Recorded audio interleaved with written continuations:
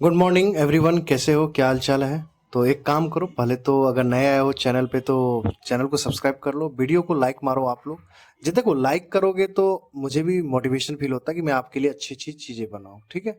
तो देखो, आज का जो वीडियो है, आपको पता है कि आरबीआई के द्वारा मॉनेटरी पॉलिसी लाया जाता है, एवरी 2 मंथ्स पे आता है।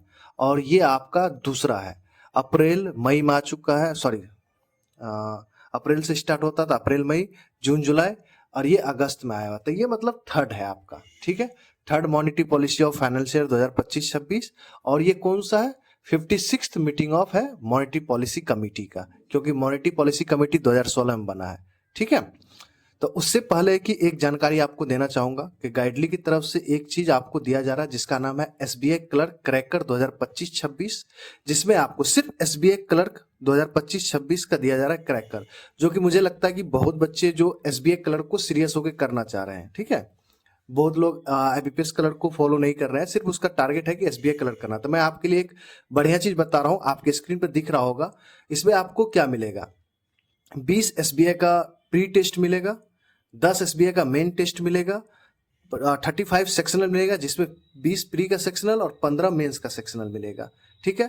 30 डेज का बंडल पीडीएफ मिलेगा। सबसे बड़ी बात है कि 30 डेज आपको पीडी वाला बंडल पीडीएफ मिलेगा, क्योंकि आपको पता है कि जल्दी ही एग्जाम होने वाला है पीडी का। और 50 डे का आपको मेंस का पीडीएफ मिलेगा विथ वीडियो सॉल्यूशन। पीडीएफ वाला आपको प्री और मेंस का दोनों वीडियो सॉल्यूशन मिलेगा। और आपको कुछ नहीं करना है, मेरा वाला कूपन कोड यूज करिएगा, 399 रुपए में आपको मिल जाएगा ये सारी चीज। पीडीएफ भी मिल जाएगा, एसबीआई कलर का टेस्ट भी मिल जाएगा, एसबीआई कलर का पीडीएफ भी मिल जाएगा। और एकदम डेडिकेशन से होके कीजिए और कहीं भी भटकने की जरूरत नहीं है। ओके, तो आपको स्क्रीन पे भी दिख रहा है, और उसके बाद मैं आपको इसका जो लिंक है वो आपको मैं कमेंट बॉक्स में दे दूंगा, और नहीं तो टेलीग्राम में आप ज्वाइन कर लेना, वहां से भी जा सकते हो। तो चलिए, आज का जो वीडियो है उस पर हम बात करते हैं। आरबीआई मॉनेटरी पॉलिसी रिव्यू अगस्त 2025, ठीक है? 56th मीटिंग था एमपीसी का। मॉनेटरी पॉलिसी कमेटी कब बना था? 2016 में। किसके द्वारा? उर्जित पटेल कमेटी जी के द्वारा बनाया गया था।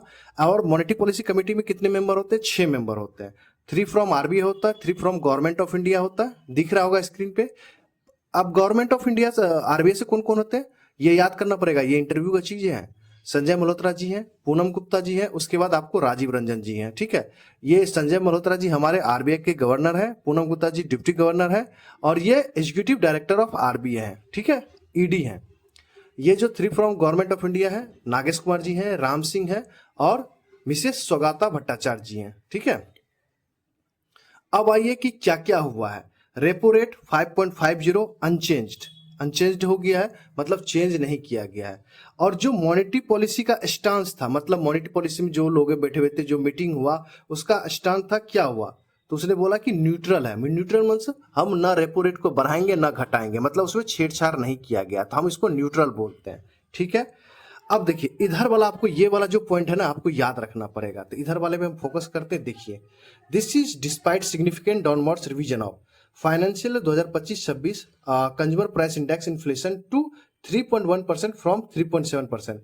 जब इससे पहले मॉनेटरी पॉलिसी आया था आपको अप्रैल मई जून जुलाई अगस्त में, जो अप्रैल मई जून में जो आई हुई थी, उसमें बोला गया था 3.7, बट इस बार जो अगस्त में आया हुआ है इसको कम कर दिया, 3.1% कर दिया गया, ठीक है? ये ध्यान रखिए। अब देखिए, ग्रोथ प्रोजेक्शन, अब आरबीआई के द्वारा ये मॉनेटरी पॉलिसी है, मतलब आप कह सकते हो कि आरबीआई का ग्रोथ प्रोजेक्शन जो है, आप देखना 2025-26 के लिए पूरे साल के लिए आरबीआई का कहना कि 6.5% रहेगा। बट आरबीआई और भी कह रहा कि हम क्वार्टर वन 3 मंथ का होता है। जैसे क्वार्टर वन क्या होता है? अप्रैल मई जून। क्वार्टर क्या होता है? जुलाई अगस्त सितंबर, ठीक है? क्वार्टर वन में 6.5% का ग्रोथ रहेगा, क्वार्टर टू में 6.7, क्वार्टर थ्री में 6.6, क्वार्टर फोर में 6। बट ये आगे और गए, क्वार्टर वन के फाइनेंशियल 2026-26, मतलब 2026-26, मतलब 2026 में जो अप्रैल मई जून आएगा उसके लिए उसने बोला कि 6.6%। अब आइए इन्फ्लेशन, जहां पे आपको पता है कि 3.1% रहेगा पूरे साल में, क्योंकि पहले 3.7 की बात की गई थी, उसको घटा दिया गया।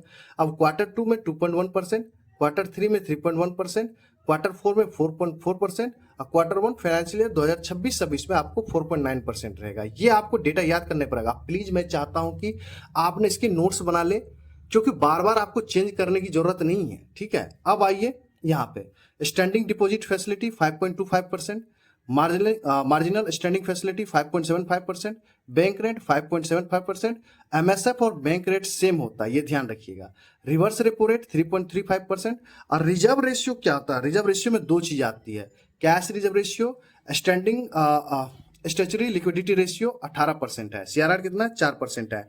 यहाँ पे ओवर स्मार्ट बनने की जरूरत नहीं कि हाँ कम कर दिया है भाई, सितंबर से कम होगा, 4 फेजेज में कम होंगे, तो फिलहाल अभी 4% है।